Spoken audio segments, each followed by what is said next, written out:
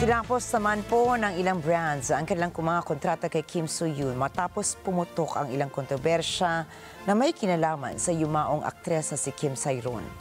Fe Bakunawa para sa Scoop. Kabilang sa mga brands na tumapos ng kontrata nila ay ang Prada, Dinto, Eider, Homeplus at iba pa. Nangyari ito matapos lumabas ang grooming allegations ng aktor na si Kim Soo-hyun sa aktres na si Kim Sae-ron. Sunod-sunod na ebidensya ang lumabas laban sa aktor. Ayon sa mga kamag-anak ng aktres, naging magkasintahan umano si Sae-ron at Soo-hyun sa loob ng 6 na taon.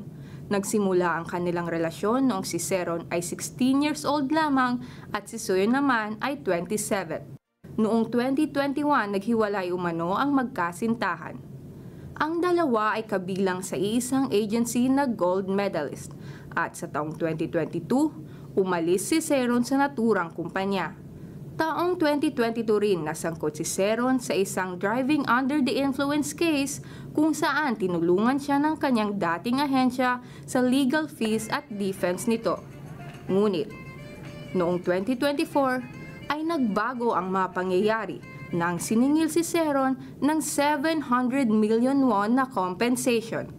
Humingi ng tulong ang aktres kay Soo-hyun na sana ay bigyan siya ng palugit upang makapag-ipon sana ng pambayad. Ngunit, hindi umano siya binibigyang pansin ng aktor. Sa gitna ng mga isyong ito, si Sae-ron ay namatay noong February 16, 2025 sa mismong kaarawan ni Soo-hyun. Pinabulaanan naman ng gold medalist ang grooming allegations laban sa aktor. Ayon sa kumpanya, naging magkasintahan umano ang dalawa noong 2019 hanggang 2020, taliwas sa mga paratang na menor de edad pa ang aktres nang magsimula ang kanilang relasyon. Fe Bakunawa, reporting for Mata ng Agila International. Trusted, connected, on point.